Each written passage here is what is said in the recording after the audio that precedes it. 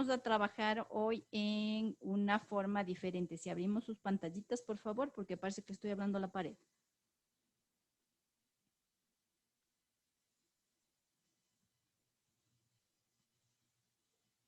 Ok, chicos. A ver, en resumen, ¿fue muy difícil encontrar la información con los datos que están en los casos? O sea, fue un poco difícil darse cuenta cuál era el dato importante, pero ajá, Ok, algo así. ya, ok. Bueno, ahora trabajaron de forma individual. Muy bien. Les voy ahorita a dividir en 3 grupos, ¿sí? Que son los 3 casos que tienen, por favor. El grupo 1 va a trabajar con el primero, el grupo 2 con el segundo, el grupo 3 con el tercero, ¿sí? Van a trabajar 20 minutos, por favor, y van a hacer en grupo su presentación, lluvia de ideas, mentefacto, lo que ustedes mejor les venga a hacer, les sea más práctico, ¿sí? Van a hacer uno por todo el grupo y en 20 minutos lo vamos a presentar, ¿sí? Cabe recalcar que las actividades que ustedes hacen en el grupo tienen una evaluación, ¿sí? No las hacemos de gana, ¿sí? Y como ya saben, pues al final decidimos quién lo va a presentar, ¿ok? 20 minutos porque después tenemos que trabajar en otra actividad, ¿sí?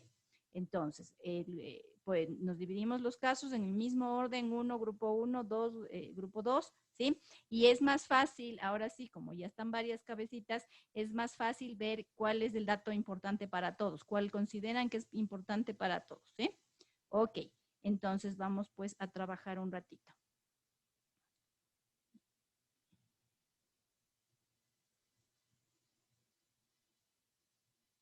Ok, vamos 20 minutos, por favor, siendo las 2:15 casi, ¿ya estamos todos en clase?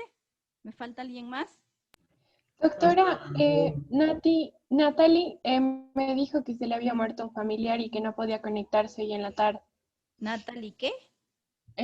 No recuerdo el apellido. Uy, Dios mío, si la amiga no se acuerda, pero yo. Natalie Muñoz. Ah, Muñoz. ya. Natalie Ok, Muñoz. ya. Ok. Entonces, pero igual ya estamos 22, faltaría solamente ella. Ok, entonces, 20 minutos a las 2:33. A las 2:35 nos reunimos todos, por favor. ¿Sí? Nos vemos entonces. ¿Listo, chicos?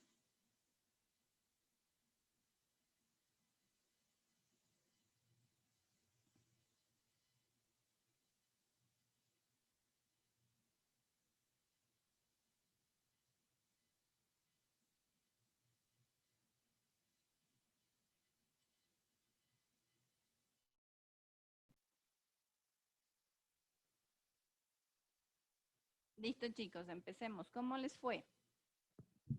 Bien, Doc. ¿Cómo les parece haber trabajado en individual y luego reunir todo lo que revisaron de forma individual y tratar de unirlo en grupo? ¿Cuántas divergencias tuvieron? Algunas. Algunas, perfecto. Entonces, para eso vamos a solucionar. Ok, voy a empezar, por favor, por el grupo 3. ¿Sí? ¿Por qué? Porque el de la secreción vaginal es mucho más complejo de lo que ustedes creen, ¿sí? Entonces, por favor, en el grupo 3 tengo, déjenme ver porque bajé la imagen. A ver.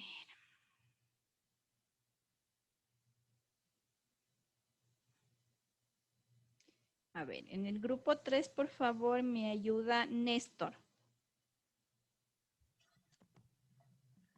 Ya, profe, le comparto la pantalla.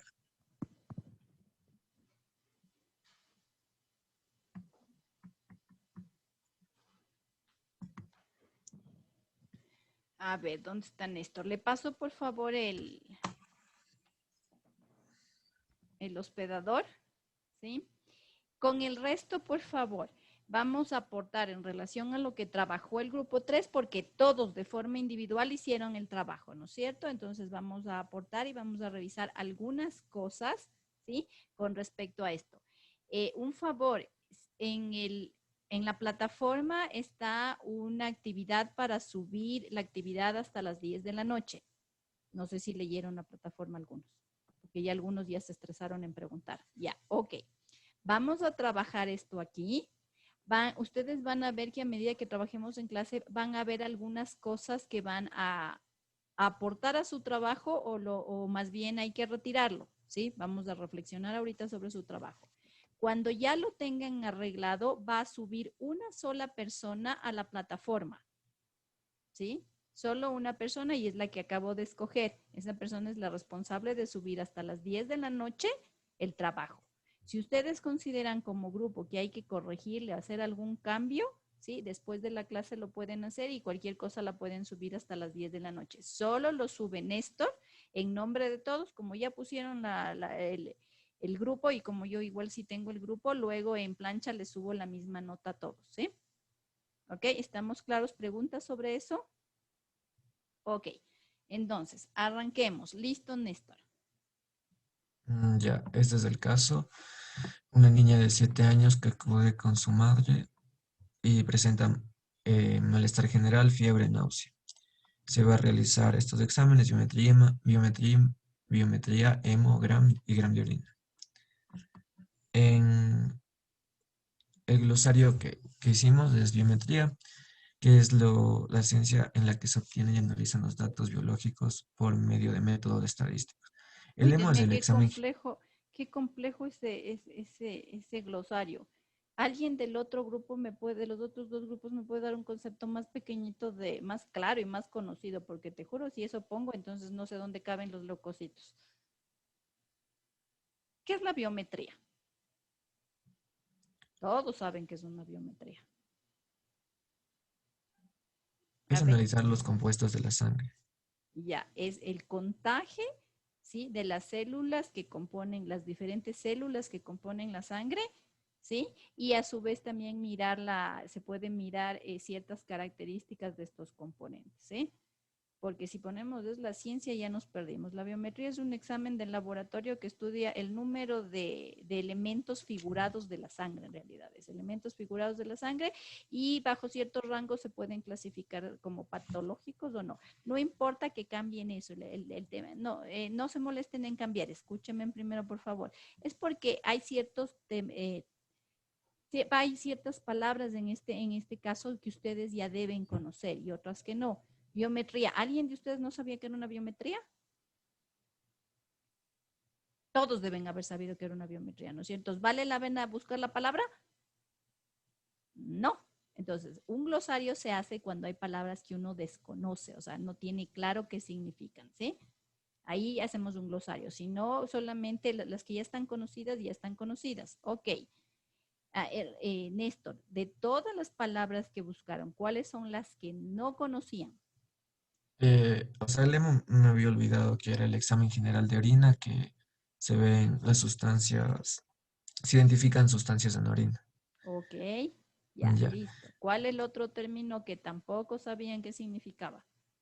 El grupo, Eh, ¿no? l- lo que es la densidad del hemo, Ya, lo que es ok, la densidad de la orina, no sabíamos cuáles eran los rangos normales y eso, los que ya, indicaban deshidratación ok, ya vamos a revisar un poquito qué es la densidad urinaria.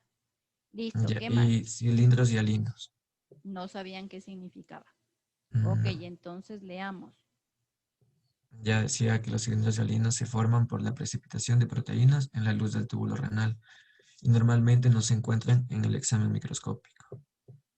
Yo diría que los hialinos, mejor dicho, los hialinos sí suelen encontrarse, no son frecuentes, pero sí suelen estar, ¿sí?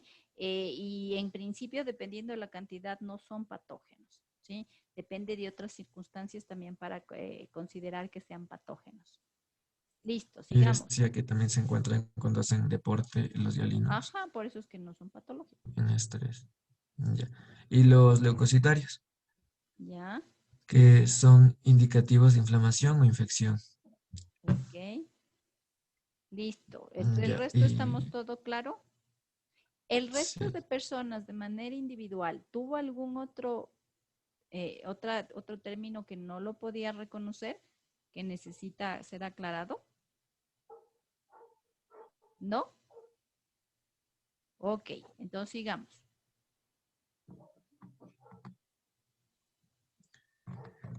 Ya, eso es lo que encontramos en los exámenes. Leucocitos con 3 cruces, que eran demasiados leucocitos circulando por la sangre, lo que se debía a una infección.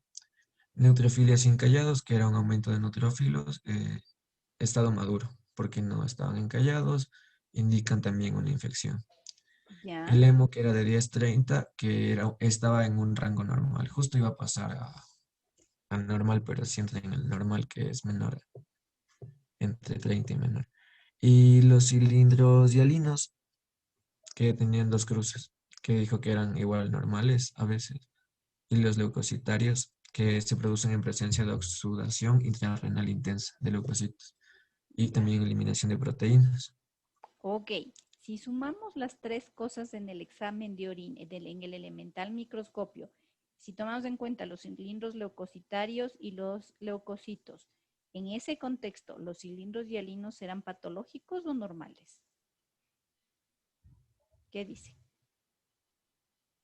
En ese contexto, ahí serán patológicos. Son patológicos. Cuando revisamos en laboratorio resultados, nunca analizamos datos solo. Siempre vamos a revisar el examen completo porque en el laboratorio los datos son sumativos, no son individuales. ¿Sí? Entonces eso nos ayuda a hacer diagnóstico rápido porque si igual que en la clínica, así como hay síndromes clínicos, la suma de varios síntomas, en el laboratorio también hay síndromes laboratoriales que permiten llegar a un diagnóstico más rápido. Ok, sigamos.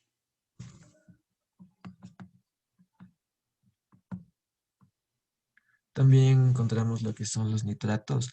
Ahí decía nitratos negativos. No quiso decir nitritos negativos, porque vemos Nitritos en el examen. se escriben de las dos formas, nitratos o nitritos. Doc, una Dígame. pregunta. Nosotros vimos que, pues, bueno, que normalmente nuestro riñón elimina nitratos, pero supuestamente esos nitratos se podrían convertir a nitritos por el metabolismo de las bacterias. Entonces, Exacto. Entonces, el cuerpo elimina nitratos. Si existen bacterias que puedan metabolizar los nitratos en la tirilla, mido nitritos. ¿Sí? Entonces, eso está indicando que existe una bacteria que puede metabolizar. metabolizar, ajá, y no muchas pueden hacerlo.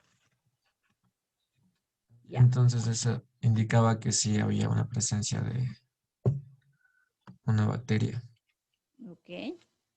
Y también había presencia de proteínas.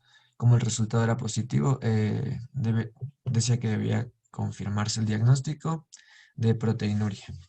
¿Por qué hay proteinuria? ¿Por qué hay proteínas en orina? Normalmente hay proteínas, pero una cantidad muy bajita. ¿Por qué hay proteínas en orina? Puede ser por daño en los mecanismos de filtración, por inflamación. Por la inflamación. Cuando y eso parte a otra cosa. ¿A qué nivel estaría la infección que hay presencia de proteínas? En los túbulos. En los túbulos, o sea, ya es glomerular. Ya no es una infección de vías urinarias bajas, ¿sí? Sino es una infección de vías urinarias altas. Miren cómo con exámenes muy elementales de laboratorio ya podemos definir que la paciente tiene una infección de vías urinarias altas, ¿sí? ¿Es una infección leve o es una infección moderada?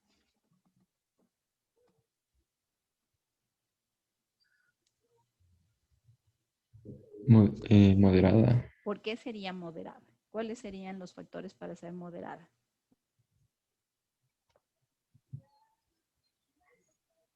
¿Y por qué pregunto eso? Porque de eso depende si el paciente se va a la casa o se queda en el hospital con ustedes. O sea, yo diría, en mi ignorancia, que ya sería fuerte, porque tuvo una infección urinaria y ya llegó al riñón. Ya llegó al riñón, ¿sí? Y la otra tiene una leucocitosis muy marcada, ¿sí? Entonces eso nos está diciendo, Doc, dígame. una pregunta. Justamente se le iba a preguntar. Es que yo lo que había revisado cuando habían como que 3 cruces en los leucocitos, era como que había más de 500. Entonces, normalmente eso ya se lo debería considerar como algo algo súper grave si es en los riñones, ¿verdad? Los leucocitos no se suelen, a ver, los leucocitos se evalúan dentro del hemo, pero no son un marcador de gravedad. ¿Por qué?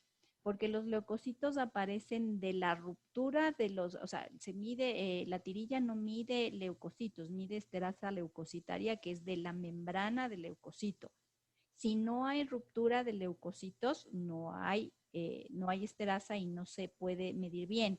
Si hay si hay poquitos y se rompen todos, va a marcar. O sea, es un signo muy inestable en el examen de orina, ¿sí? A diferencia de la proteinuria, que es más estable para la gravedad. ¿Sí? Podrías tener 1000 leucocitos y no haberse roto ninguno y te da una cruz. Y podrías tener 20 leucocitos, todos rotos, y te dan 3 cruces de leucocitos por la cantidad de esterasa leucocitaria que se libera. De eso depende. ¿Sí? Entonces ahí es mucho mejor el microscópico de orina y no la tirilla. ¿Ok? Sigamos.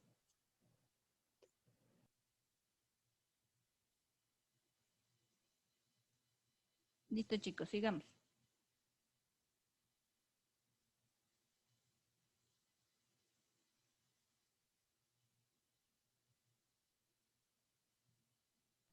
Tienes el micrófono silenciado por si acaso.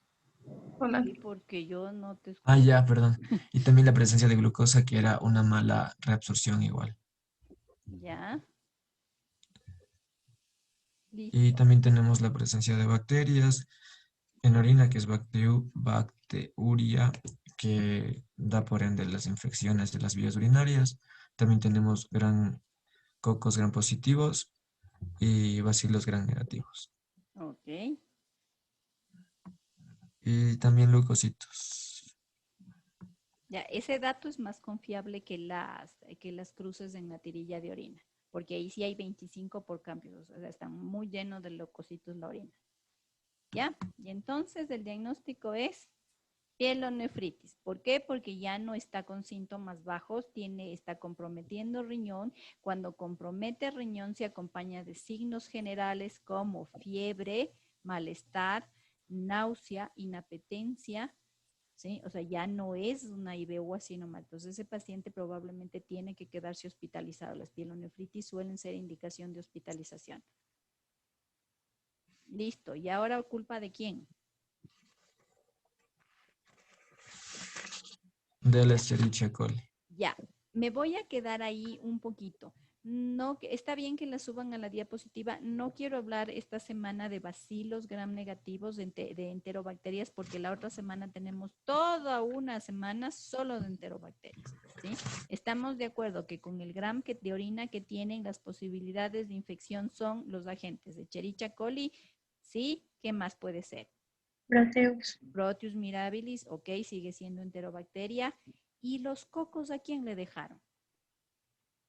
Porque en el grama hay cocos gram Claro, positivos. pero doctora, en los nitritos, ahí decía que estaban, no había. Entonces decía que las bacterias que no forman son los bacilos, gram negativos, los que no nos dan nitritos. ¿Perdón? Ay, sí. O sea, es que bueno, yo le digo por mí, o sea, Echerichia yo Escherichia encontré, coli, no, a ver, ahí vamos a aclarar. Por eso mismo quería revisar desde este lado. No todas las enterobacterias producen nitritos, ujú, ¿sí? Y hay un montón de cocos gram positivos que también metabolizan nitritos.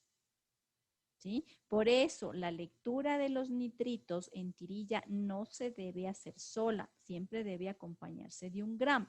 Caso contrario, vamos, nitritos negativos, no tiene infección, entonces no le demos nada. ¿Sí? Entonces, si bien es cierto, es un indicador de metabolismo de bacterias, ¿sí? No solo los bacilos y los y los cocos también producen, las pseudomonas no producen, ¿sí? Entonces ya vamos a ver un poquito más de eso. Pero por eso es que para hacer diagnóstico en el laboratorio hay que sumar varios componentes. La Escherichia coli sí produce nitritos, el Proteus no suelen producir muchos nitritos, ¿sí? Pero no pueden descartar, tienen cocos. ¿Cómo les van a ignorar a los cocos? ¿Por qué les ignoran a los pobres cocos?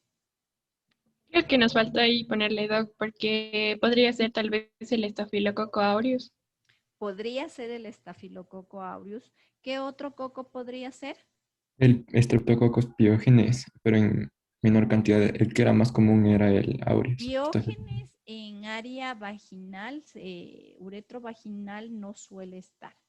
Doc, ¿Cuál estará de los estreptos, cuál estará en el área urinaria y genital? epidermidis. El estrepto dije. Perdón, perdón. Verán que la semana pasada ya vimos todos los cocos, hace 2 semanas, y que se supone que por eso no profundizo mucho esto. Pero ¿cuáles eran los estreptococos que viven o habitan en vagina, en uretra? Ya se olvidaron. La Galactiae. Es la Galactiae, ¿sí? Por lo tanto, esos cocos no pueden ser ignorados. ¿Y qué otro coco podría estar relacionado con infección de vías urinarias? El de coagulasa negativo. Los coagulasa negativos también. Ok, y me falta el principal. El enterococo también. Enterococo.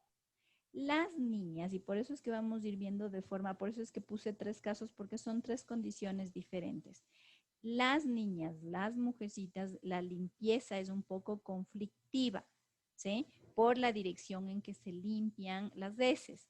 Eso hace que arrastre microorganismos, flora, microbiota rectal hacia la uretra y vagina. Y es muy frecuente que tengan infección de vías urinarias más bien por colonizadores del recto y no propiamente por los de la vagina. Y entonces en el recto, si hay muchos enterococos, ¿sí? Hay menos Streptogalactiae, pero también hay. Por lo tanto, no puedo descartar la posibilidad de que tenga estáfilos, coagulasa negativo o aureus, no puedo descartar los Streptococcus agalactiae, no puedo descartar el enterococo, ¿sí? Para poder saber qué mismo le crece, le da la infección a la paciente, ¿qué tenemos que hacerle?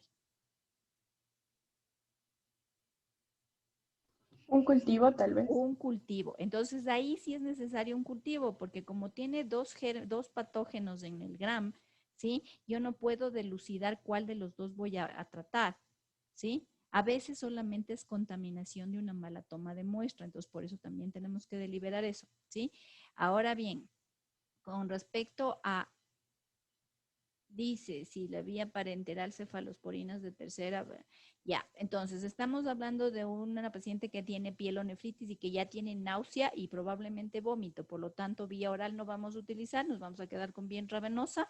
Ven cómo uno va encontrando el tratamiento viendo el paciente y le vamos a dar, mientras llegue el cultivo, un tratamiento que cubra los bacilos y a la vez que cubra los cocos. Ahí sí, llamado amplio espectro.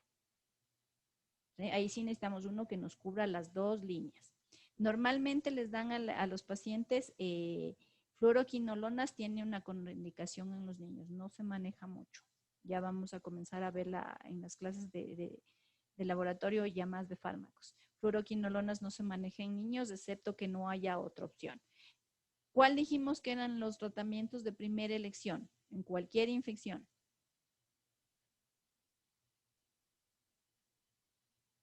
Beta-lactámicos. Los beta-lactámicos son más seguros, ¿sí? Entonces, todo tratamiento de primera elección está basado en beta-lactámicos y si es que hubiera alguna sobreinfección o alguna otra cosa, vamos a tener que tomar.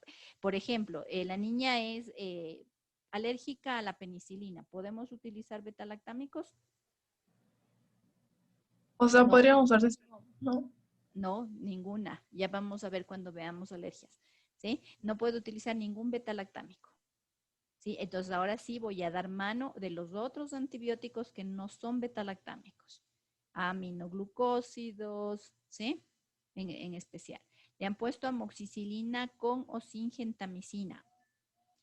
Si le dan un beta-lactámico de tercera generación, una cefalosporina de tercera, ¿le cubrirá el enterococo?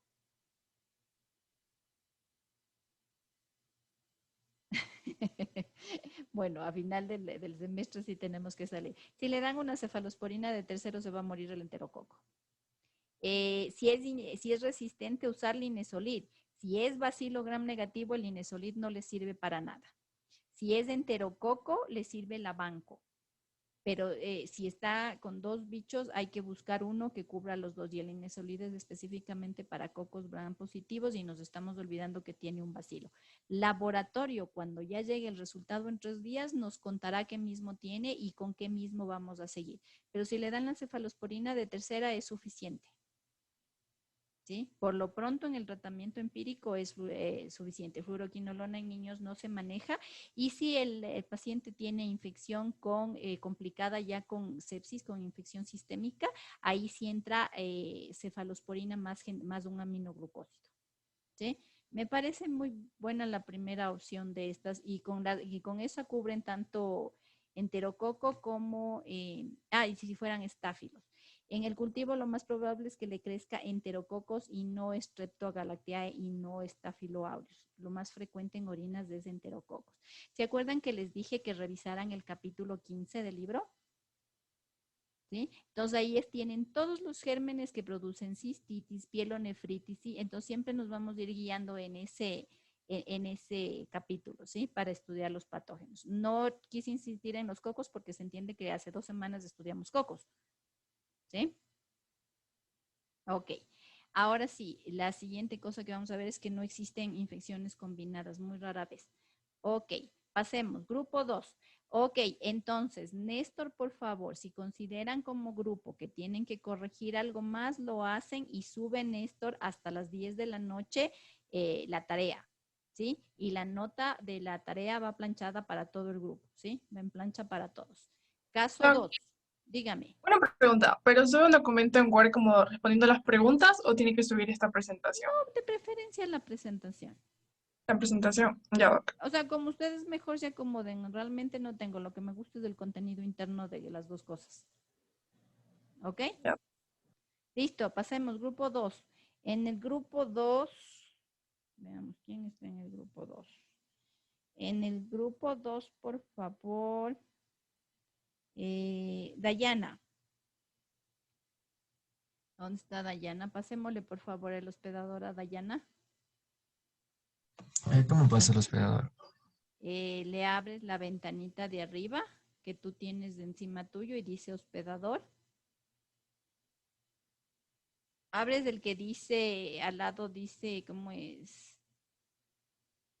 En las pestañitas de abajo vas abriendo cada uno hasta donde se abre una lista grandota donde dice hacer hospedador.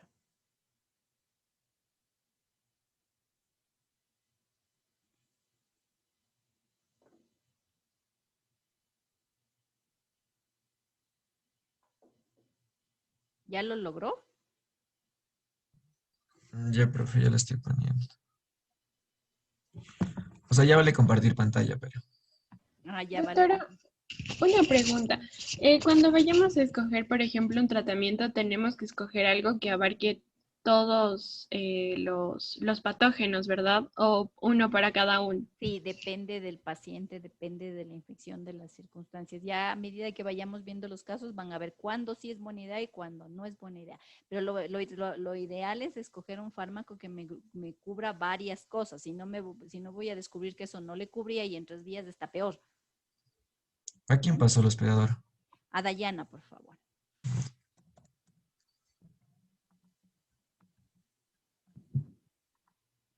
Doc, Dígame.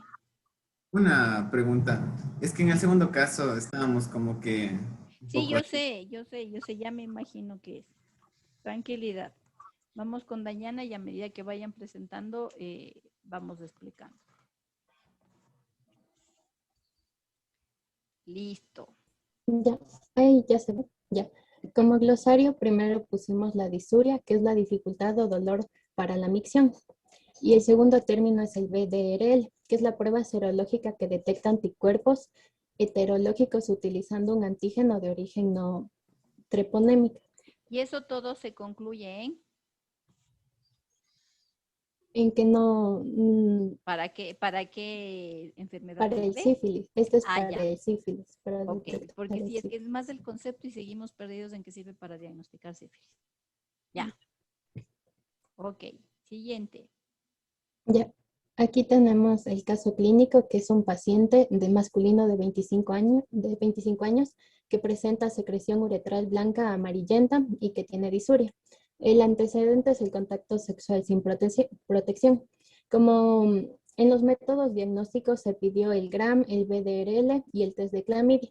El GRAM salió diplococos gram positivos y leucocitos. Ya, Nuestro les interrumpo ahí. ¿Esa es la duda porque dice diplococos gram positivos? Sí, Ya, ok. Es una equivocación con segunda intención. Cuando los médicos sabemos del diagnóstico, o sea, esto apunta a donde no quiera, que es una gonorrea, ¿no es cierto? Clínicamente, yo estoy segura, clínicamente, antes de nada, yo ya tengo la convicción de, solo por la secreción uretral, la edad y los antecedentes, ya estoy pensando que es un gonococo, ¿sí? Que es una sífilis. Y yo le voy a pedir al laboratorio que me confirme la hipótesis. Laboratorio me manda la confirmación del GRAM, pero el dato que tienen ustedes, ¿destruye su hipótesis clínica? no, ¿Sí? pero toca modificarle a cómo se contagió la persona. Ahí el No. Lo que pasa es que, acuérdense que las bacterias a veces son gran variable, ¿sí? A veces las personas no están bien entrenadas para ver para diferenciar entre azul y rojo, que es más complicado es eso, ¿sí? Pero mi clínica, mi epidemiología da para la infección y el laboratorio no puede destrozar una hipótesis, ¿sí? Porque entonces yo voy inmediatamente a cambiar de concepto, o sea, ya no es gonococo, es otra cosa. Si no es gonococo y son cocos gram positivos, ¿qué sería? Lo que quisimos verle para ajustarle era que el señor tuvo relaciones anales o, por ejemplo, orales. Entonces ahí se contagió por enterococo y por estafilococo. Pensando que es un enterococo, estafilococo, sí, pero casi ninguno te produce, ¿cómo es? Secreción uretral blanquecina. A Ajá, pero cada como vez, dime. es que como el de la clamidia sí salió, entonces vimos que ese sí puede producir la secreción, entonces ahí ya como que sí. Sí, es un enredo de todos, es uno de esos pacientes que son un tigre y se comen todo lo que pueden y estas son las consecuencias, ¿sí? Ok, o sea, son casos de la vida real donde yo aprovecho para poder contar historias. Simplemente es un error, o es un error de laboratorio de gram negativos a positivos, o es una bacteria envejecida y no captó bien el colorante. Lo que no puedo descartar mi hipótesis es quitando la sífilis como una infección, ¿sí? Y ya vamos a ver por ciertas características, por eso es que dice con leucocitos 3 cruces, ya vamos a ver a qué le diferencia a la clamidia. Ok, sigamos. Ya. El BDRL salió positivo en octavo, que es causado por la bacteria Treponema pallidum. Los factores de virulencia de estas son que no expresan sus antígenos específicos en la membrana, haciendo que la bacteria evada el sistema inmunitario. Se adhiere al epitelio del hospedador por la fibronectina y se piensa que el daño tisular es provocado por la bacteria, se debe a la propia respuesta del hospedador. Y del test de clamidia salió positivo, que es causado por la bacteria Clamidium trachomatis. Ok, ¿y la sífilis dónde se cayó? A ver, si no tienen diagnóstico sífilis, ¿por qué le dan tratamiento para la sífilis? El BDRL para el sífilis positivo. Ah, ya, y el gonococo. Ese no estábamos seguros, por lo que Bien, decía a ver, positivo, la no sífilis, ¿por qué estábamos está producida? Por el treponema. por el treponema. Ya. La gonococosis, o sea, no le ponen por ninguna para, o sea, no, este paciente no tiene gonorrea. Mm, Entiendo así, ¿no es cierto? ujú. Ya, ok, bueno, ya vamos a las diapositivas y ahí nos entendemos mejor. Listo. Ya. El diagnóstico le pusimos clamidia y sífilis, y para el tratamiento para la sífilis una dosis de penicilina benzatínica inyectable, o si es alérgico, el doxiciclina o tetraciclina si es alérgico a la penicilina. Y para la clamidia, la doxiciclina durante 21 días. Para el treponema pallidum se usaría la penicilina. Para la clamidia. tienes una mezcolanza ahí porque tienes que para la sífilis tienes penicilina benzatínica, penicilina benzatínica y para la clamidia doxiciclina. Para el treponema pándidos y uricerial, o sea, tienes que darle combinada para las dos cosas, ¿no es cierto? Ujú. Para el uno le das benzatínica, pero mira, en sífilis le puedes tratar con doxiciclina y en clamidia puedes darle doxiciclina. ¿Para qué le quieren dar la penicilina? Si con el mismo fármaco cubren las dos cosas. Sí, justamente eso es lo que quiero hacerles ver. Cuando yo voy a dar un tratamiento, tengo que disminuir la exposición del paciente a la menor cantidad de antibióticos posible. Si encuentro uno que pueda cubrir las dos cosas, ¿sí? Voy a trabajar con eso, lo que dijo su compañera. Hay que ir viendo opciones. Ah, y hay que ir viendo también eventos adversos. ¿Ya? Ok, sigamos. Lo mismo que yo expliqué. Aquí está, le pusimos a la Neisseria gonorrea porque pensamos, pero no estábamos seguros si poner o no. Ya. Y aquí están los factores de virulencia de la Neisseria gonorrea, que es el pili, que son las adhesinas como el factor principal de virulencia, las proteínas por, que es causa muerte celular al inhibir la función con el fagolisosoma, y los estímulos y los que estimulan reacciones inflamatorias que liberan factor de necrosis tumoral. Y el huésped responde con una respuesta humoral con inmunoglobulinas G. Ok. Y para el tratamiento, lo que ya pusimos. Ok, clamidia, treponema, ya. Perfecto. Vamos con el paciente 3. En el paciente 3, por favor, me ayuda Fernando. Tengo una pregunta. Dígame. O sea, en el caso 2, o sea, el paciente, o sea, sí tenemos que tomar en cuenta lo que sí puede ser gonorrea, o sea, tener un triple diagnóstico. Ujú. Y fue a la consulta por la gonorrea, no por la clamidia. Y por la sífilis menos. Ya vamos a ver por qué. ¿Sí? Avancemos con el último para avanzar al menos los dos primeros pacientes hoy y el otro se queda para el día jueves. Pero veamos la presentación del paciente 1. ¿Me pasan el hospedador? Ayúdenle por favor a Fernando con el hospedador.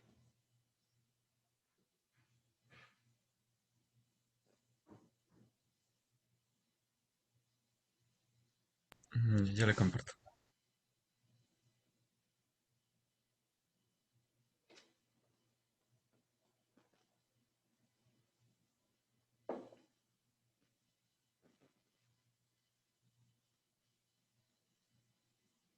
Ya, sí se ve. Está, ya, ahorita ya está. Listo. Ya, a ver, que son uno. No sé si es necesario tal vez volver a leer todo el caso. No, arranquemos con lo más importante. Ya. ¿Cuáles son los datos importantes para manejar esta paciente?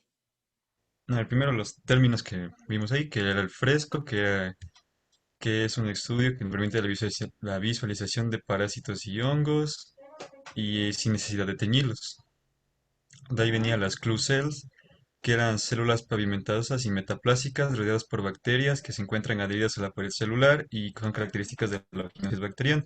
O sea, si hay clue cells era que había una infección bacteriana. Esas eran, por eso se llaman ya, como que pistas. Y las hifas, que son estructuras cilíndricas filamentosas que constituyen el cuerpo de los hongos multicelular. Estaban formadas por una fila alargadas, envueltas por una pared celular. Bueno, estas eran, bueno, en resumen, las hifas nos indican que hay presencia de hongos. Y bueno, el tamizaje, que es una estrategia para detectar una enfermedad en individuos sin signos o síntomas de esa enfermedad. ¿y dónde decía tamizaje? En mi caso, Mm, no sé, creo que eso, no sé en qué es momento que le no sé de añadieron. dónde se sacaron la palabra tamizaje. Pero bueno, ok, Bueno, entonces, ya, veamos cómo está que no bien. está. Listo, pasemos. Ya, a ver, A primero ver, los antes, hallazgos. a ver, vamos antes.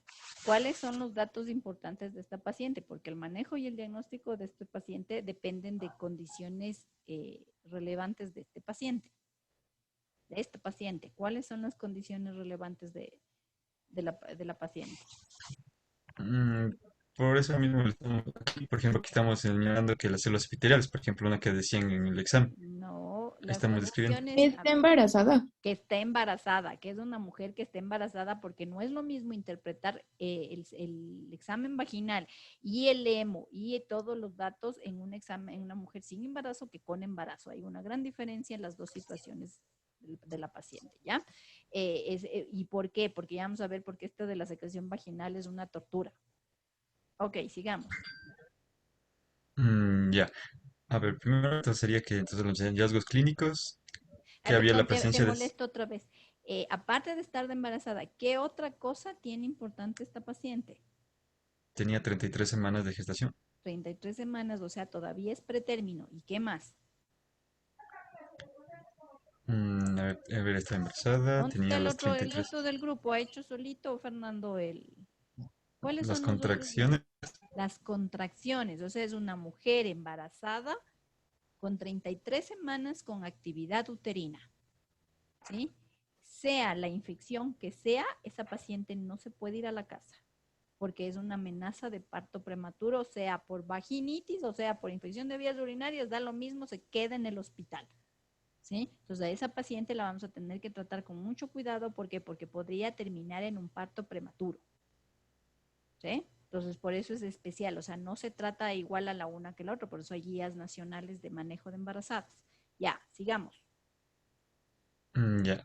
Entonces, bueno, ahí sí sería que ya, entonces es una embarazada de 33 semanas, pero con contracciones uterinas, que presenta, en ambos exámenes, presentaba las células epiteliales y leucocitos. Y si están los leucocitos es porque hay una infección. Ya, en el fresco hay presencia del parásito la Tricomona vaginalis. La tinción Gram se encuentra las clustels que indican que es una infección de tipo bacteriano. Ya, nos indica la presencia de bacilos Gram positivos dos veces el más, o no sé cómo se diría, dos veces más. Dos cruces. Dos cruces sería que hay de 1 a 5 bacterias por 1000 de campo, no, era de aumento. Esos datos están dentro de la secreción vaginal, ¿verdad? Ok, Sí, ya. ya hay cocos bacilos gram negativos, ¿cómo era? ¿Me puedo repetir, por favor? Se me olvidó, Tres ¿cómo dijo? cruces. 3 cruzos, o sea que hay de 6 a 30 bacterias por 1000 de campo. Hay bacilos gram negativos de 6 a 30 bacterias por 1000 de campo y cocos gram positivos que hay dos cruces de 1 a 5 bacterias por 1000 de campo. Y también abajo dice que había la presencia tanto de levadura y de hifas. Por lo tanto, también nos indica que también, aparte de bacterias, también la presencia de un hongo en esta infección. Ujú. Nuestra hipótesis era que de todos los síntomas descritos, el más significativo era que la secreción vaginal era con un aspecto blanquecino, grumoso y moderado. Y por esta descripción de la secreción, nosotros pensamos que puede ser una candidiasis. Ya. Ya, aquí viene que al hecho de que está embarazada aumenta sus niveles de estrógenos y aparte cuando alguien está embarazado su sistema inmune se encuentra disminuido y esto podría favorecer a que la Candida albicans se haya no sé, diseminado, haya proliferado. Ya. Ya. La Candida albicans es una levadura saprofítica que está presente en mujeres sexualmente activas. Ya. Asimismo, también había otra posibilidad que en cambio esta vaginosis sea en cambio por la bacteria la Me Gardnerella gustan las dudas. vaginalis, Ya. Hasta luego. Ya. ya, por lo que también la infección no solo podría ser por fungi, sino también por bacteria. Ok. Ya, aquí una descripción de la Candida albicans, que es un Olvidémonos de la Candida albicans porque la Candida les vamos a revisar cuando tengamos candidemias, pero es importante que sepan que está ahí en la vagina, que ya. puede producir infección por lo pronto. ¿Ya? También describimos La al Tricomona tricomona vaginal. vaginal, ¿qué tipo de es? ¿Es bacteria, hongo, parásito? Es un parásito. Ya, entonces le dejamos para cuando tengamos las clases de parásitos. Chao, chao. Entonces, la única bacteria que entonces, se podría hacer sería entonces la Gardnerella vaginalis. Ya, Este es un cocobacilo pleomórfico, o sea que tiene forma a veces de bacilo de coco, que usualmente se tiñe como gran negativo o gran variable. o gran positivo. Ya, Ya. Su pared corresponde a la de un gran positivo, entonces técnicamente sí sería un gran positivo. ujú, Ya. Y la discrepancia en su carácter tintorial radica en el poco espesor de su capa de peptidoglucano, que hace que se decolore fácilmente en la adición de gran y por lo tanto parezca un gran negativo, pero estructuralmente sí sería un gran positivo. Ya. El factor de virulencia también se descrita en esta bacteria la presencia de una toxina citolítica capaz de alisa a los eritrocitos y una proteína similar a perforina, que esta que lisaba eritrocitos y rompía las células epiteliales. Tal vez eso podría ser que estaba dos veces, ¿cómo era? Dos X dos marcadas. cruces. Dos cruces, que estaba dos cruces en el, ¿cómo era? Nombre era ay, ¿En me la olvidó. secreción vaginal o en la orina? En en el examen, ¿cómo era? En el seco, déjame leer, ¿Fresco? se me olvidó ¿En el el nombre. gram? Fresco. El fresco, ese, fresco, se me olvidó el nombre. Ya, Ya, entonces nuestro tratamiento. Para tratar la candidiasis en mujeres se usaba el imidazol tópico, fluconidazol y itroconazol por su ya. efecto fúngico. Ok, ahorita no vamos mucho a inmiscuirnos en la candidiasis. La pregunta del millón es, ¿estando embarazada puedo utilizar estos fármacos? Les dejo, ¿no? Como tarea, ¿sí? Por el tema de que esté embarazada. Ok, la siguiente igualito, tricomona vaginalis, metronidazol, ¿podemos utilizar en una mujer embarazada? ¿Qué grado de toxicidad tienen los fármacos? ¿Qué clasificación de farmacología, en qué clasificación de fármaco entrarían? Les dejo de tarea a toditos, porque supongo que toditos se fueron a tratarle la cándida y la tricomona a la paciente, ¿no es cierto? La mayoría en sus deberes, en sus presentaciones debe haber hecho. Ok, y o sea, no estoy muy de acuerdo porque esa no es la causa principal para retenerle a la paciente, pero ya vamos a hablar, por eso mismo dije que la secreción vaginal la vamos a tratar el día jueves, ¿sí? Porque va mucho más allá de lo que leyeron en el examen. Ok, muy bien, chicos. No sé la experiencia. Una pregunta. Dígame. Entonces, bueno, yo que tengo que subir del grupo, tendría que quitarle entonces la parte de cándida y de tricomono. Ustedes se dedicaron a ver eso, está bien, justo iba a eso. El resto del grupo, de las otras personas que no están en el grupo, ¿qué tienen para aportar al caso 3 de relevante? Que no haya dicho el grupo 1. Doc, Diga. una pregunta. O sea, es que no sé si, es que me confundió bastante por esas cruces y no sé si tenía algún tipo de significado. Sí, sí, Entonces yo tienen estuve buscando. significado, ya, Ajá. tienen Entonces, significado. La pregunta es lo que estoy diciendo en este momento. No nos enredemos en la secreción vaginal porque eso vamos a ver el jueves, ¿sí? Lo que necesito saber es el resto en su tarea. ¿Tiene algo diferente a los chicos del grupo 1 que aportar que no está constando ahorita en su trabajo, en su revisión? De cualquiera de los grupos. De cualquiera, por eso digo, el resto, porque esto es como un aporte de todos, porque probablemente todos los vieron desde la misma visión. Si el resto no tiene nada que aportar, a mí me dice que todo el mundo le dio relevancia a la cándida y a la tricomona. Y estamos en módulo de bacteriología, entonces por eso es que me preocupa, porque no vieron lo que tenían que ver. O sea, o sea, yo también le puse de Gardnerella vaginalis. Ya, la Gardnerella, ok. ¿Qué más? ¿Quién más tiene otro dato? o sea, yo como que le intenté explicar por qué la diferencia, porque supuestamente vagina debería ser más bacilos gram positivos por el lactobacil. Entonces, encontré que la tricomona producía una enzima que comenzaba a producir aminas. Entonces, estas aminas se unían a los protones de hidrógeno de la vagina y hacían el pH alcalino.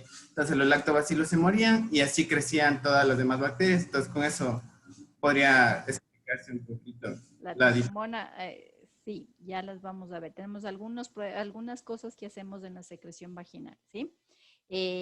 Lo subes como está, Fernando, o sea, no está mal trabajado. Es que desde donde ustedes vieron es diferente a donde necesito que vean y es lo que vamos a solventar el día jueves, ¿sí? Y lo que pusimos de tratamiento también No, lo no hay dejamos, porque no problema. vimos la de embarazadas.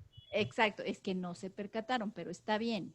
O sea, no tienen cero por no haberse percatado. O sea, la intención es que ahora comiencen a abrir los ojitos y las ventanas para que se den cuenta que hay más cosas que revisar cuando uno escoge un tratamiento, ¿sí?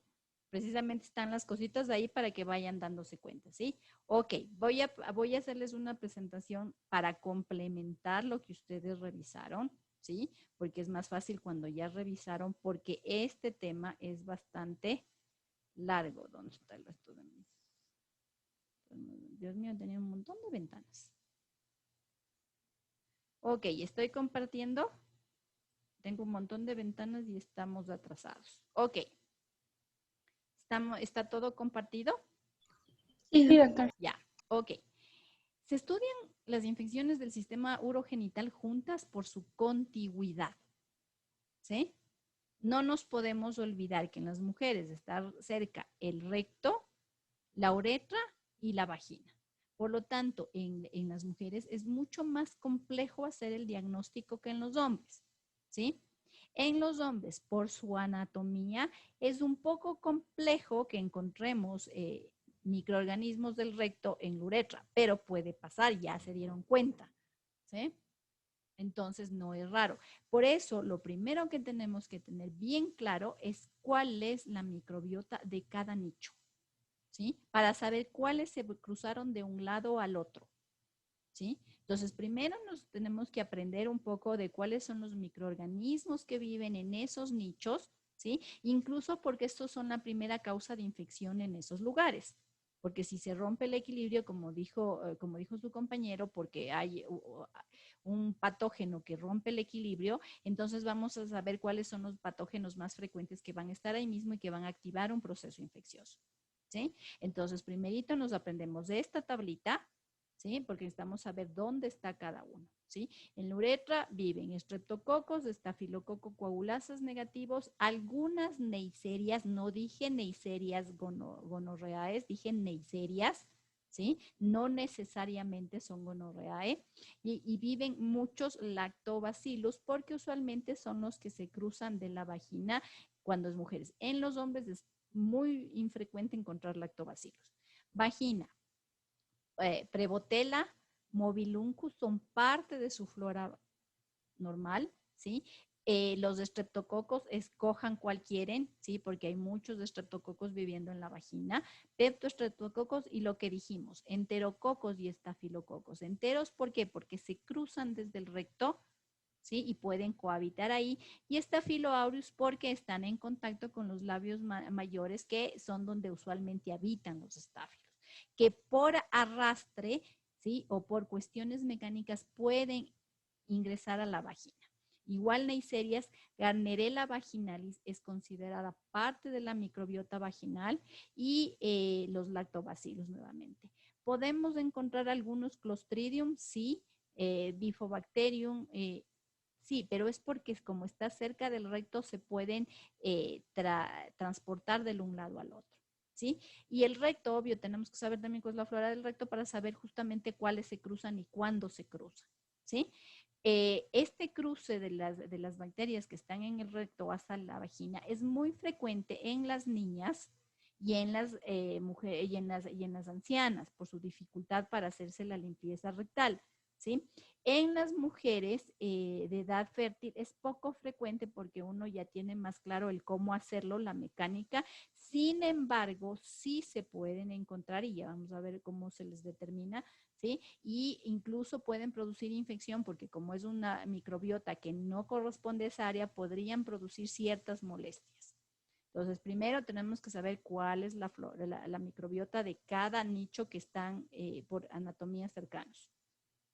Examen de vías urinarias, el examen más elemental, el examen elemental y microscópico de orina que nos está dando cómo funciona el riñón, nos da una mirada muy rápida de la función renal, nos da una mirada muy rápida de los microorganismos y por medio de del examen elemental microscópico de orina, ¿sí? Podemos hallar muchas cosas, ¿sí?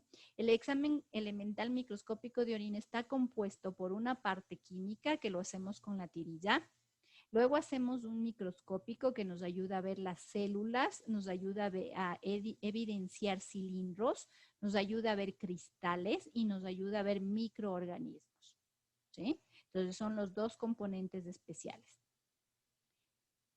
En la parte microscópica, la parte química, me voy a retener más luego. En la parte microscópica, supongo que ustedes hicieron alguna vez la práctica, no sé, en laboratorio clínico del examen de orina, que ya veremos también un resumen chiquito en laboratorio, pero esencialmente yo tengo que observar células epiteliales y tengo de dos tipos, las poliédricas que son de sistema urinario bajo, y las redondas que corresponden a vejiga, ¿sí? Es importante, ¿por qué? Porque es uno de los marcadores también cuando tengo pielonefritis, que aparecen células altas redondas cuando no deberían haber. En la orina siempre va a haber leucocitos y es normal encontrar entre 3 y 5 leucocitos por campo, ¿sí? No está mal. ¿Por qué? Porque como es un lugar donde podría exponerse por esto de la microbiota, pues siempre van a estar los leucocitos a la defensa para poder retener que no se produzcan infecciones. Los eritrocitos también son normales, pero de 3 a 5 por campo. Si hay más de 5 por campo, ¿sí? Hay que preguntarle a la paciente si estuvo menstruando, si tuvo actividad sexual, porque eso puede producir erosiones y hacer que se extravasíen ciertos eritrocitos. Si, por ejemplo, fue colocada una sonda uretral, entonces va a haber más eritrocitos. Y en ciertas infecciones aparecen muchos eritrocitos porque estas bacterias se caracterizan por lesionar las paredes y hacer extravasiación de eritrocitos. Típico en esto, Escherichia coli enterohemorrágica produce lesión. Entonces hay veces que vamos a ver que los eritrocitos son microscópicos o que se marcan en la tirilla en una cantidad pequeña, pero otras veces los eritrocitos son tan macroscópicos que la paciente se asusta porque orina sangre y no está precisamente menstruando, igual que los niños. ¿Sí? Entonces uno evidencia los eritrocitos de forma macroscópica o microscópica. Ya pudieron revisar de una manera muy rápida la clínica más frecuente en infección de vías urinarias, ¿sí? El primer marcador para hacer el diagnóstico es un elemental microscópico bien hecho, ¿sí? Y bien interpretado. Y por último, el cultivo, que no siempre se hace cultivo en infección de vías urinarias. Hay indicaciones, porque si por cada IBU que les diera a los pacientes hiciéramos cultivos, no, nos faltaría material, ¿sí? Lo que sí es cierto es que tenemos que tener claro si el paciente tiene una cistitis, una infección de vías urinarias baja, o una pielonefritis, infección de vías urinarias alta.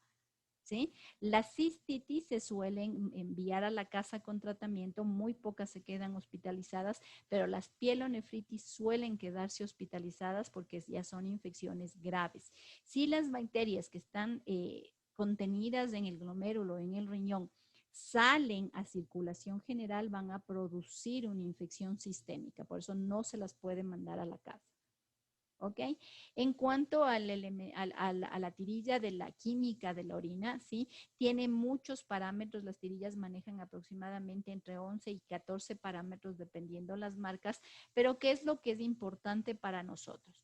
Cuando estamos en los subcentros de salud, cuando no tenemos acceso al laboratorio, tenemos que hacer el diagnóstico solo con tirilla, ¿sí? No hay cultivo, no hay gram, ¿sí? Entonces esto nos ayuda mucho y sobre todo también en las embarazadas. Sí, sobre todo para ver si hay una infección y la otra es para ver que no haya problemas renales por el embarazo.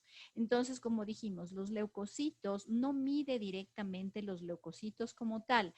Lo que mide es que los leucocitos se rompen, liberan una enzima que se llama esterasa leucocitaria y es de eso lo que reacciona con por ejemplo, con la tirilla.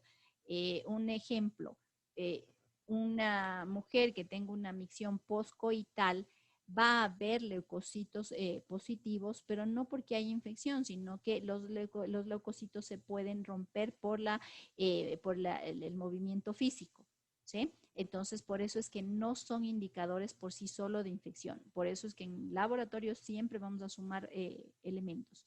Los nitritos, que ya hablamos, que son aquellos que van a presentarse cuando en la orina tiene nitratos y existen orinas que puedan metabolizar los nitratos a nitritos, va a reaccionar la tirilla y va a cambiar de color. No todas las bacterias producen nitritos, ni todos los nitritos siempre son por bacterias.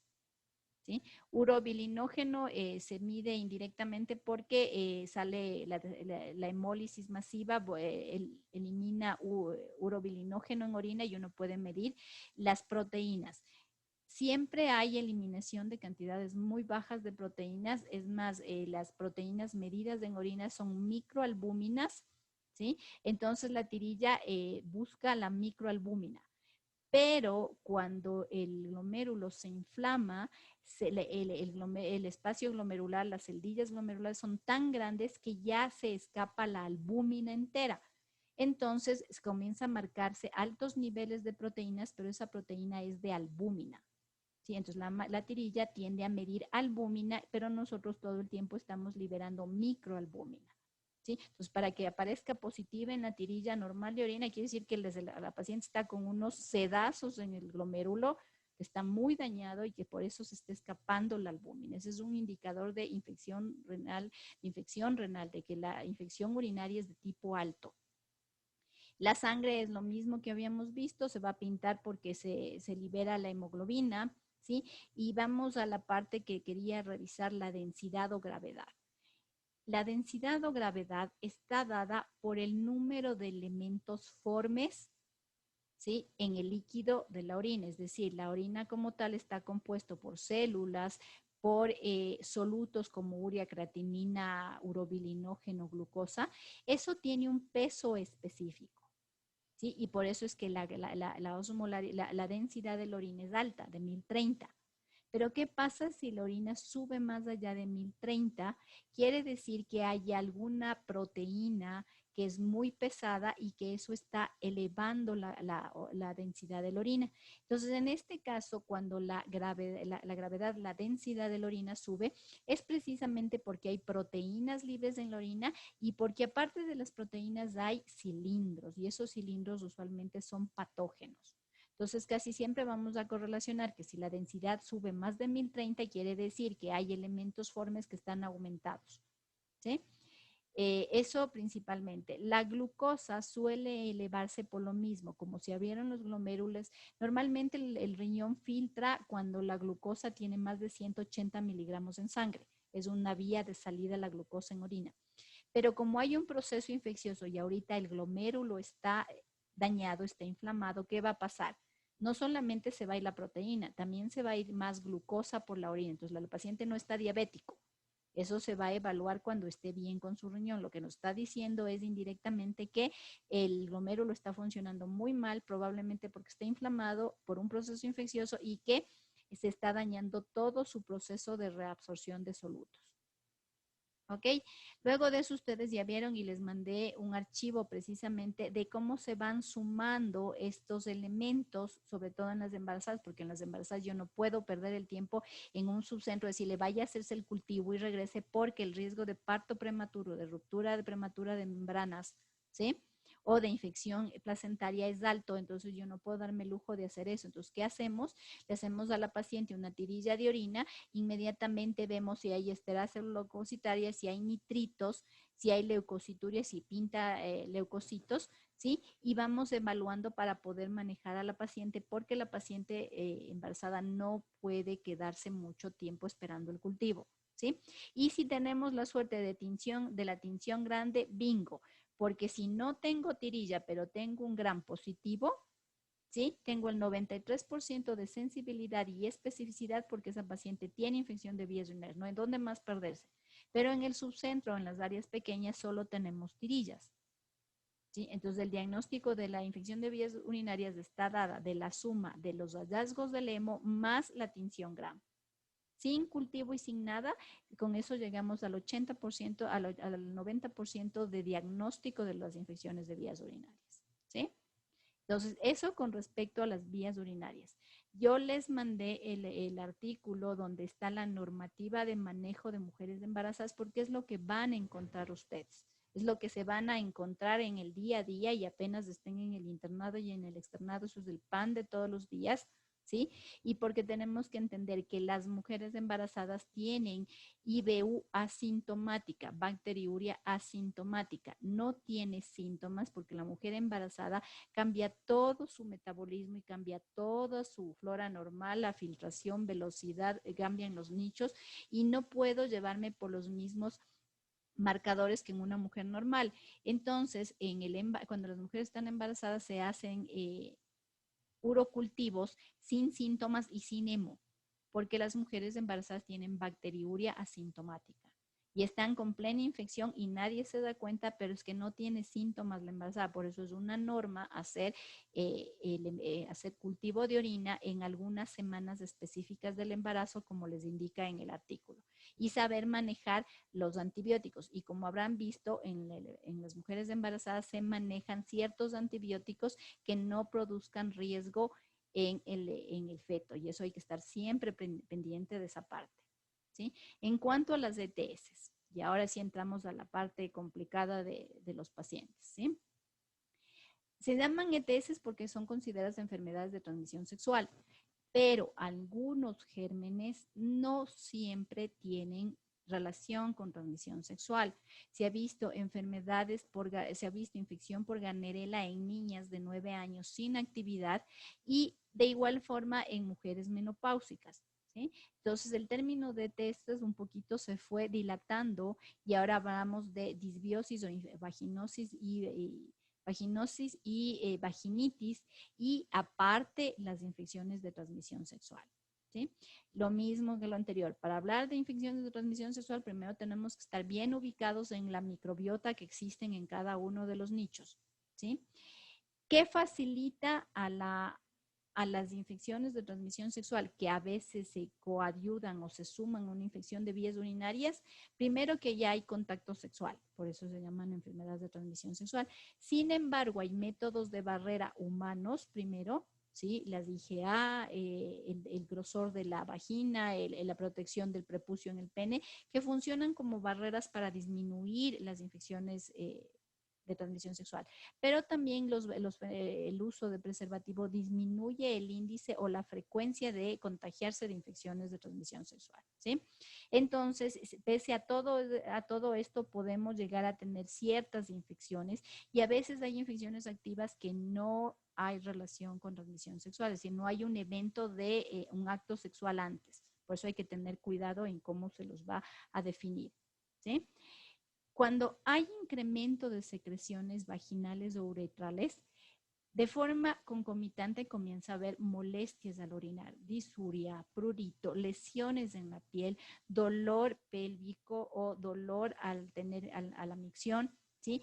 Cuando la infección es muy diseminada y son bacterias especiales, producen malestar general y fiebre, que pueden ser confundidas con un síndrome gripal.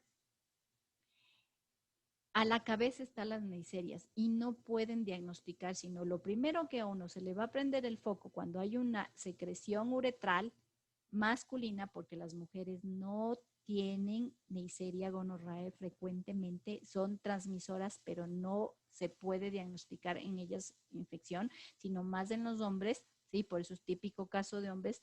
Estamos hablando de una gonococosis, ¿sí?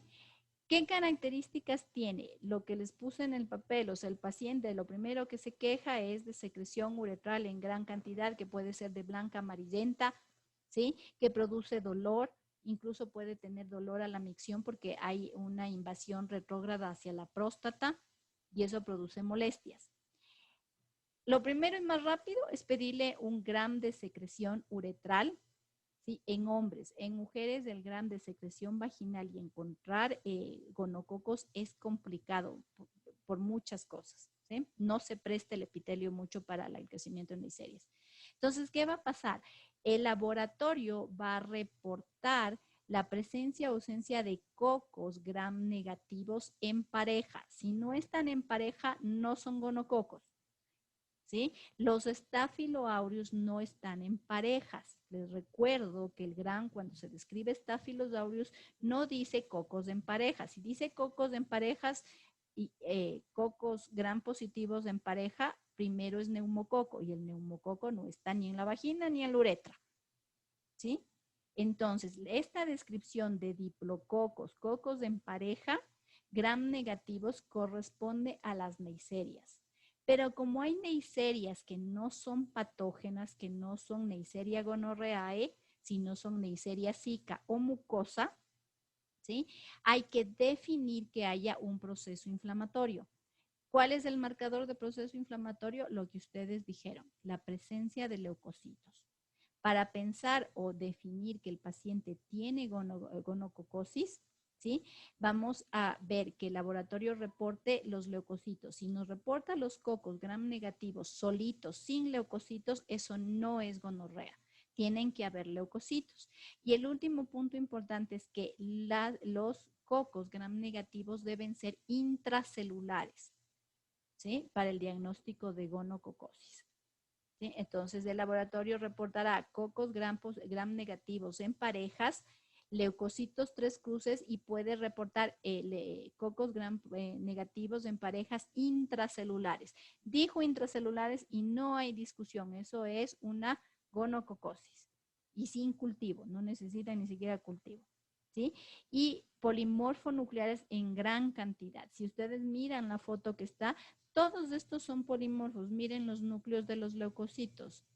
¿Sí? Son lobulados, trilobulados. Todo esto está lleno de polimorfonucleares. Entonces, ese es un polimorfo nuclear. Esos son leucocitos 3 cruces.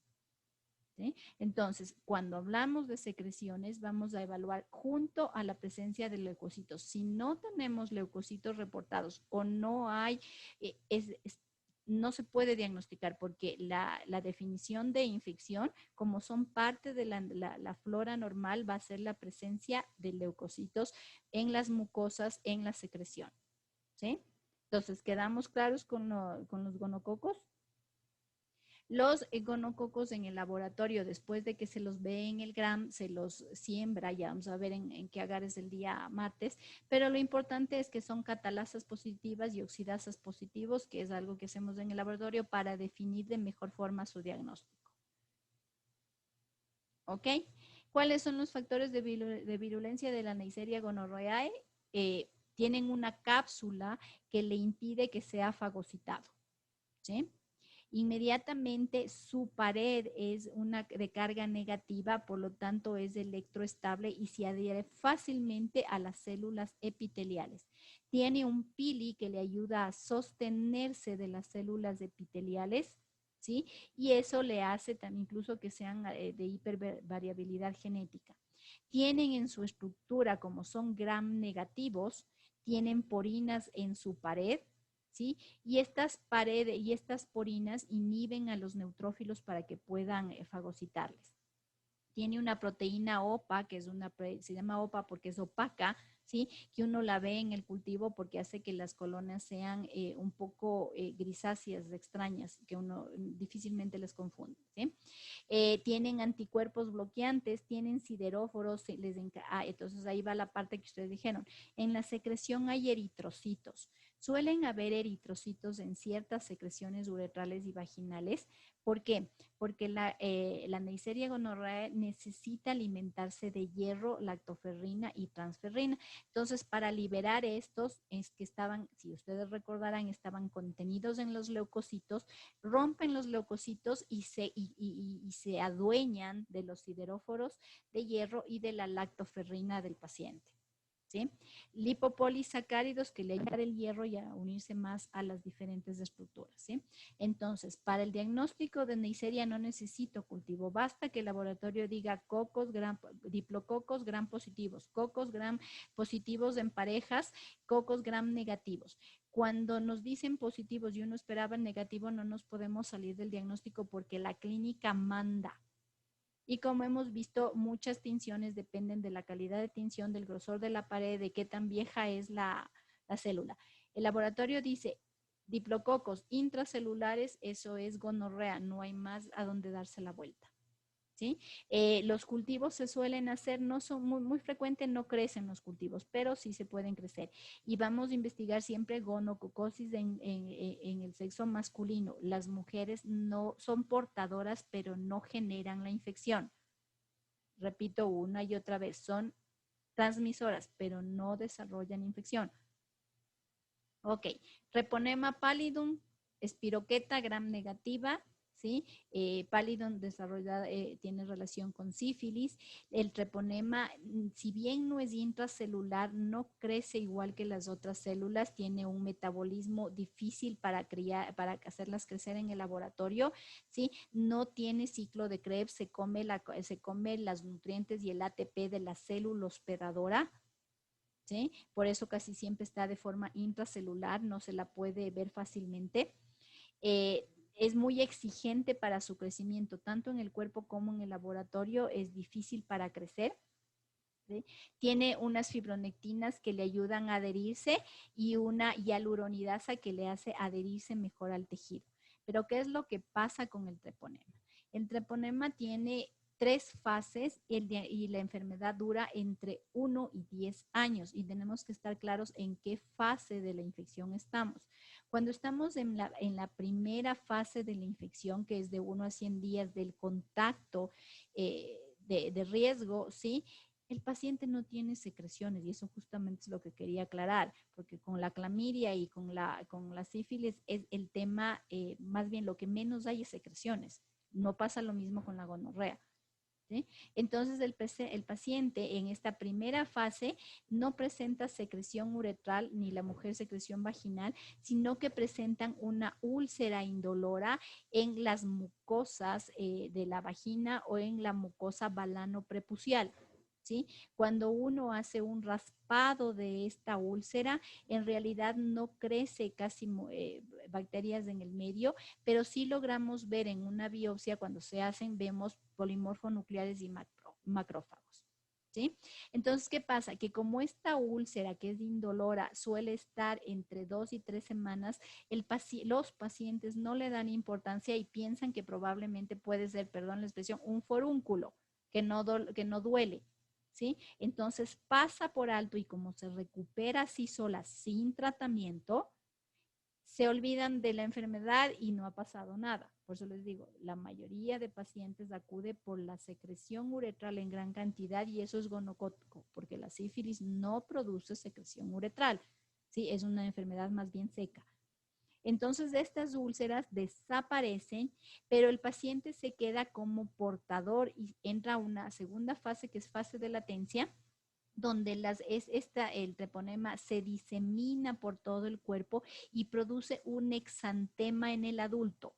¿Sí? Con fiebre, rinitis. Entonces, cuando a veces vemos adultos y pensamos que es varicela, que es ¿qué más? Sarampión, también hay que pensar que puede ser sífilis secundaria. ¿Sí? Tenemos que pensar que ese paciente con fiebre y pápulas, exantema, ¿sí? Podría estar teniendo una sífilis en segunda fase. Aparecen condilomas, nuevamente úlceras, que pueden presentarse en la boca o en las mucosas, pero siguen siendo indoloras. ¿Sí? Entonces, como la mayoría de enfermedades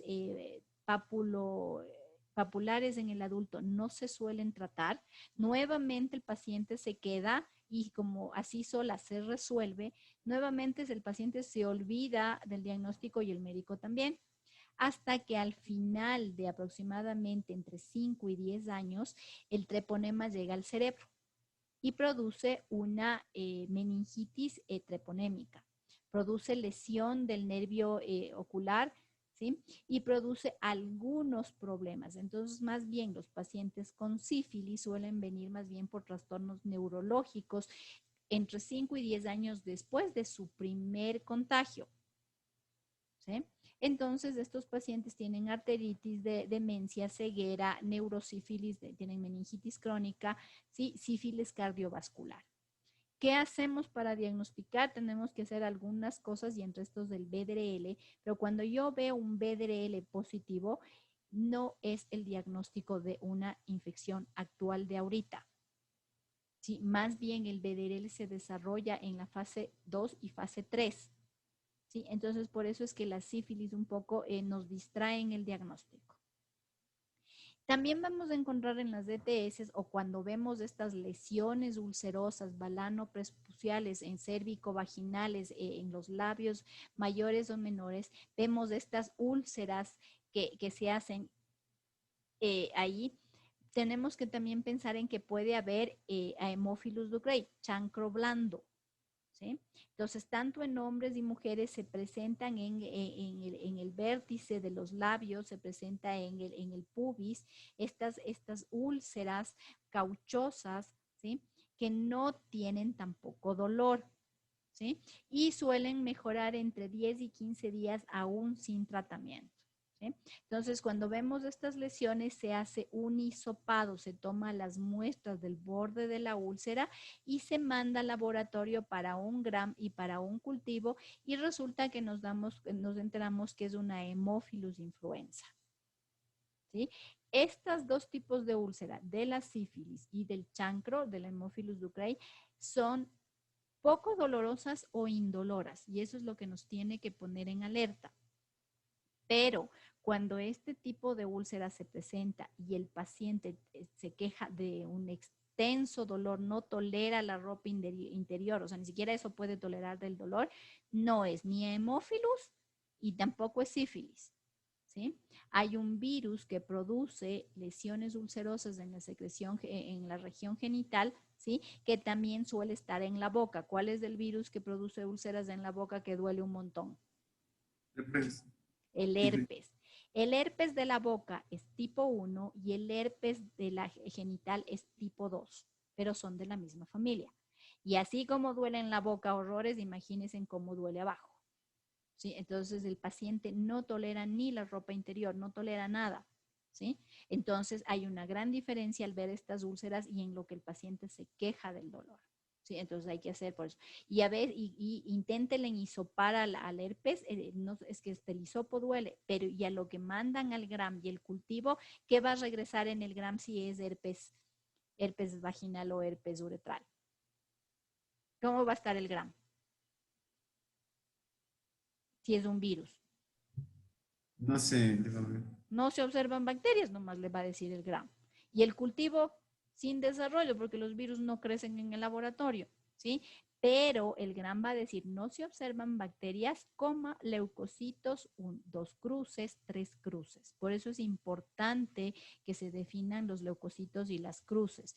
Es importante porque una cruz equivale a escaso, 2 cruces moderado y 3 cruces abundante.